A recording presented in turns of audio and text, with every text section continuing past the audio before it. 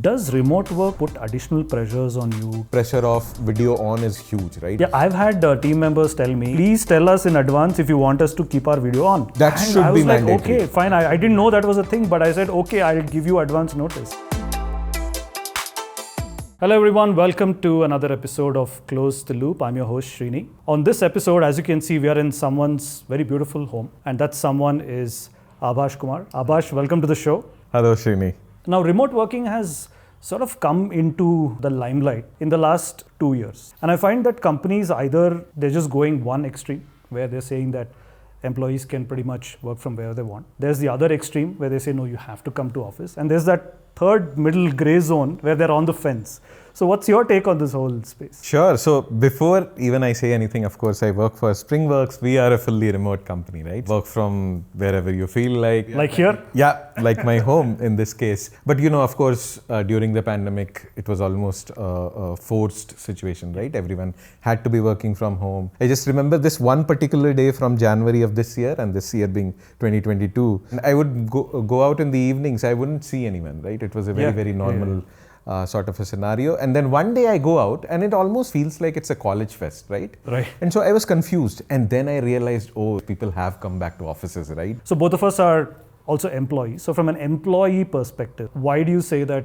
remote working should be there or shouldn't be there? And then we'll do it from the employer side of things. The HR side. I mean, for an employee, it pretty much makes sense, right? Like if you have that flexibility to be able to work from anywhere, and in many scenarios, you're talking about, I have colleagues who need to take care of ailing parents, their family sort of responsibilities don't allow them to just pack up and move, right? So that flexibility does help a lot. The only con that I can think of is from the standpoint of younger employees. Like a need to go out there and yes, younger teammates when I speak to them, right? So their opportunity to, just take the example of dating is very limited when you are in a small town, especially where everyone knows you, right? So you do something in X place. And pretty soon the whole town's going whole town is going to know. So for those reasons also they want to come back to bigger cities and such. Right. But other than that, I have not seen any concrete reason for any employees to not choose remote over work from. But Abhash, there's a flip side to it. From an employee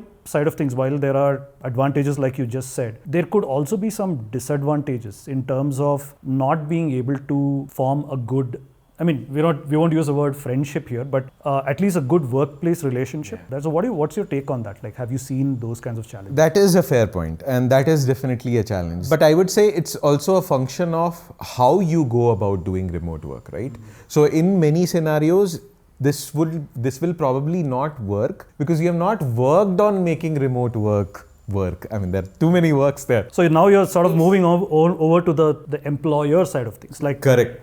Like there's a lot of work to be done. It takes effort to make remote work really. So if you're an HR leader, for example, and you have a bunch of employees that say, I want to work remote, what are the forces that prevent you from saying, yeah, just go and work from wherever you are? Probably because they aren't able to take that decision themselves. Why not? Probably because the senior management or the founder or the CEO is making that decision for them. But a CHRO or somebody, the senior most HR person should be able You would, in an ideal scenario, think that they would have and I'm pretty sure there are enough CHROs that have that sort of but in terms of percentages, I would say there are very few HRs still, even after the context of the last 2-3 years, that have a seat at the table, right? Of course, they might be part of the discussion, but just part of the discussion, right? So that, brings me to another related topic. So I feel that remote work should be spoken of in the context of how it can contribute to making an employee feel better, feel better about themselves, and therefore contribute more and meet the business outcome. A lot of HRs don't even think on those lines. I think what they say is that, okay, we want our employees to be taken care of, but they don't really think about what can we do to enhance the overall level of their health. Like remote work, would you agree, sort of falls into this new dimension that we're hearing about called social health. Beyond physical health, beyond mental health, there's something called social health. Yeah. So what's your take on that? Yeah, definitely. Wellness is a huge part of it. Social well-being, very, very important again. Two people who are against remote work will almost bring this up. They use the term friendship, by the way, right? So for us, of course, we have been in the system for about 10-15 years now.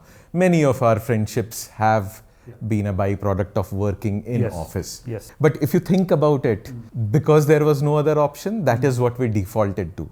Like we have never really questioned whether that's the correct way to go about it, right? So the example that I give is, if after working in the office for 8-10 hours, whatever, if I'm going out for a beer, for example, you go out with say 8 people, you probably only like 2 people, right? That's true. This is a bit of a force fit, Exactly.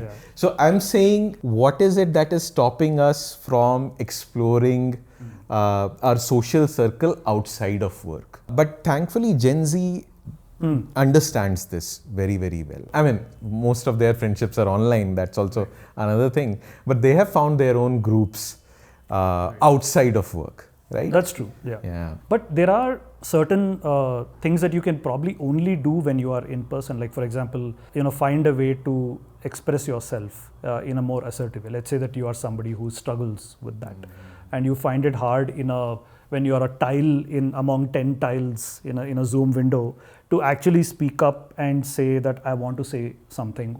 But if you're in front of that person, you may actually do something with your body which makes the other person feel, okay, this person wants to say something. So would that be a valid argument against remote work? That is definitely a valid argument if remote is done badly. So let's come to that. What is remote done well? Remote done well is as few video calls as possible. You should be doing as few meetings as possible. Okay. And all those meetings should have as less video on as possible. Only informal meetings should have video on. So you want to eliminate this concept of, because this person, can animate with their hands a lot more, or because they are assertive, like you said, right? So does this create a level playing field, you're saying? Exactly, if done well. Doing remote well means you are given a particular job. It should be very, very well documented. There should be enough updates for everyone to know what are you working on, what did you get done yesterday, in Elon Musk terms, what did you get done this week, right? That's a very fair thing to ask of any person, right? What did you get done this week? So if everyone is in the know what the other person is working on, if everyone is in the know what the business wants to achieve, there is no need for meetings. Shri, at this point at Springworks, as a marketing head, right? Me personally, I do a grand total of 7 meetings a week. Right. An individual contributor in the team does not do more than 3 meetings a week. Right. And when you have everything on documents, when everyone is challenging each other on docs via suggestions, on Slack, on public channel. Right. No conversation should be happening on DMs. That's where, the dynamic will not work. Because anytime there is a manager and there is a reportee, there is that inherent dynamic. Manager always will have a upper hand, right? So these sort of this technology layer is the great equalizer. Exactly. And where social wellness can also be enhanced. Exactly. Is that what you're is what I'm trying to say, but the thing is, very few remote companies are doing that well. Let's for a minute think we're not talking about remote work. Let's say that we are a bunch of people working in an office. How are you able to build good working relationships with people who could be so different from you, like chalk and cheese? Like when someone doesn't agree with you, how do you handle that? Do you sort of withdraw into a shell? Do you get aggressive? Do you go into a room and trash it out? So there are all these different dimensions, like social psychology. I would say it's probably an offshoot or a derivative of social psychology in the workplace. This seems to be an emerging trend as per my conversations with HRs. So what are you seeing? Those are definitely important parameters to keep in mind. Definitely, if you are in office, if you are meeting people, if you are seeing how they interact with each other, all of these are easy cues, right? And we are used to these cues. And now you bring that into a remote setting. Of course, many of these cues go out. Right. And maybe that's a good thing. Going back to what I was mentioning, right? Like, can you use tool to create an equal playing field where these cues need not even come into the equation? Right. Now, the bigger challenge here is, for an HR leader even, there is no manager training, right? Very true. That has been a problem even before the pandemic. Now this problem is exacerbated if you take remote or even hybrid. So manager training in terms of how to be a manager. Like empathy, are you talking about empathy here? Many other things, not just empathy. Now if you think about it, how we make managers today is, you are a very good individual contributor. And so you are, It's like the best batsman is a captain. Yeah. So something of that sort, right? By the way, the role of an individual contributor and a manager is very, very different, right? I mean, as much as a manager, I would like to execute on day-to-day basis. That's not what the company expects me to do. My best job is to unblock my reportees. And that's where all the problems are originating. That's true. And I think one of the HR leaders I spoke with on the topic of manager training, they actually trained their managers to spend the first 5 minutes of any call inquiring about the person that they're speaking with and their family. Yeah. They trained them to do this. Like if you're speaking with someone on a Monday, you spend 2 minutes saying, how was your weekend? Kya kiya weekend pe?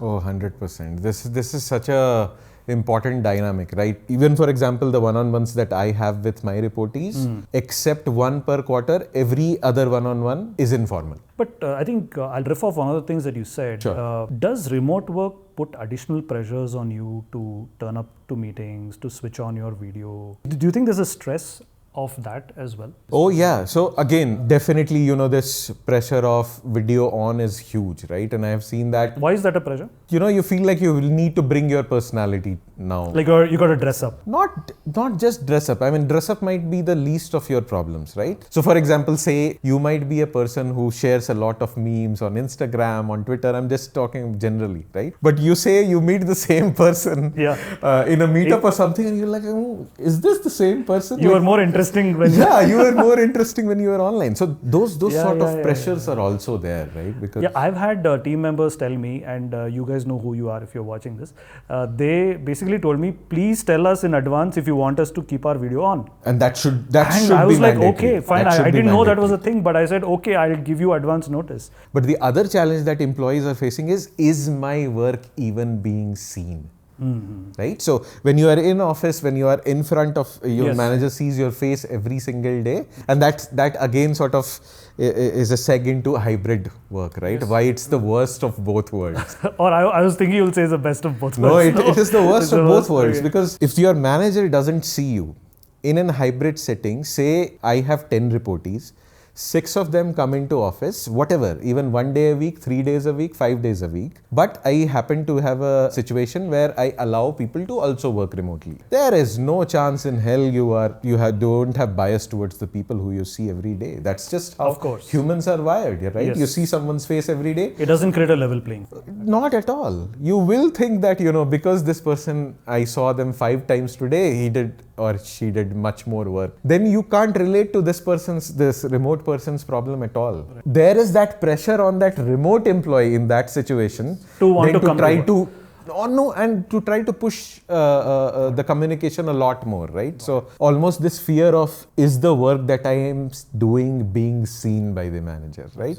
So considering all this, like I know there are a lot of HR leaders watching us today. So what would your advice be to an HR leader today if they're faced with this prospect of drafting a policy, either fully remote, fully in office, hybrid? What would be a few things that you would advise? First of all, manager training becomes that much more important. Right. So I would say, a lot of focus for the HR leaders should be on enabling the middle managers, senior managers, whatever, right? Whatever policies I have in place is being implemented by everyone. Like there are no different perceptions of the same policy for different people. So it's absolutely clear that it's interpreted in the same way. That's why I have this term that I keep throwing out in every webinar. So in software development, there is this term DRY.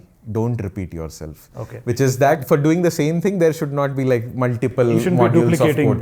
Duplicating it. It's almost the opposite in culture or policy. It's CRY, which doesn't sound very nice, but it's rhymes with constantly repeat yourself. So you have to, if you have created a policy, probably the first time only 10% of the people are going to even go through it, right? So we have something called core culture tenets, right? So we have 10 culture tenets, and how we have done is every time there is a peer-to-peer recognition, they attach a culture tenet to it.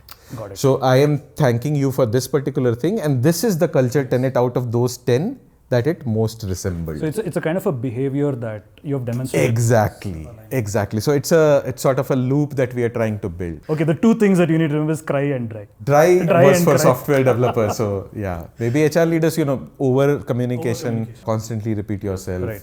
focus on documentation a lot more. So Abhash, we've spoken a fair bit on a very nuanced topic of wellness. And I think what I find speaking with HRs at Loop, HR clients at Loop every day, most of the HR leaders today, when they think about employee health, they sort of stop at providing health insurance. Is that something that you also see? Oh, definitely. I mean, that's sort of the checkbox thing that they have to do. It's become a right? checkbox activity. Yeah, it's mandatory, so you have to do insurance, and then every year you figure out one vendor who can probably give it to you at the lowest price. But I think the more evolved HR leaders now also think from the perspective of what can I do to prevent a situation from where the insurance, I mean, of course, apart from some emergency, can I push again seems like a bad word. Let's say nudge people or to inspire them to go to gym a lot more. So like a gym reimbursement sort of a module within that. Also, like there is always, for any program there will be few takers, right? As in, you will not have 100% engagement from all of your employees, and that is also something that I want to bring up. Not every activity that you do should, or you should not aim for. It's not an attendance driven. Yeah, it's not a thing that again, the nudge is the word, right? You are not trying to mandate this in any way, but it's very, very important, this preventive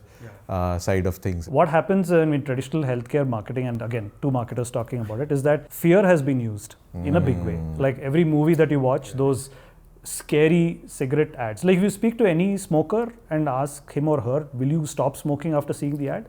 They probably don't even see the ad. They don't even want to see the ad. They'll go and buy popcorn. But I think what works and what's worked at Loop is education, motivation, creating role models. Correct. Like that's what gets more and more employees, and you have to stay the course. It's not just one thing that you do. Correct. There are some clients for whom we run like 24 to 36 wellness sessions in a year. So which is roughly like 2 or 3 a month. What is your take on sort of keeping that consistent motivational and informational? Definitely. I mean, I already said cry, right? Constantly repeat yourself. And with most things in life, consistency is important, right? So quality follows quantity, right? So you do something over and over again, and then you start seeing. So the same goes for HR leaders as well. And one more challenge that I see is many a times these policies are, their worry is, what if it gets misused? So for example, we have, no manager is required to approve leaves. Like an unlimited PTO. We don't have unlimited. That's a separate discussion which we will not get into. But there is no manager intervention required. Right? So then the question comes up is, what if someone misuses it, right? My take on that is, if 96 to 97%, which is the case, right? Are using it, then why are you making your policies according to the 3%? Right. I mean, you make policies for the top 95%, and then you case to case basis take care of the bottom 5%, right? So we spoke about employee motivation. There's also an HR motivation that we have to play into, right? 100%. 100%. If you want to get, like, any change begins with the few who start, and I think those few are already there in the marketplace doing it, and it's a question of motivating the others to say that it's time to modernize the way you look at health benefits. It's time to look at both the preventive side and the curative side of things. So Abhash, we spoke about a lot of things today. I think we started with remote work and the pros and the cons of it, and how it fits into the broader discussion about social wellness, which fits into wellness and general employee health and well-being, and what HRs need to do to think beyond insurance and think about all these different nuanced aspects of health and well-being.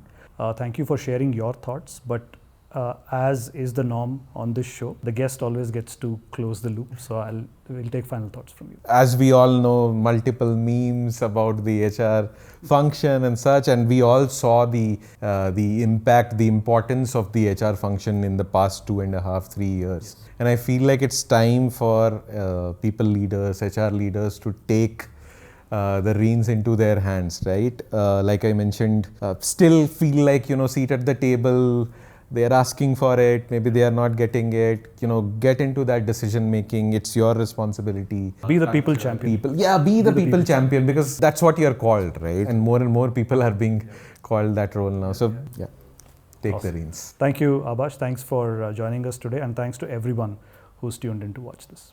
Thank you.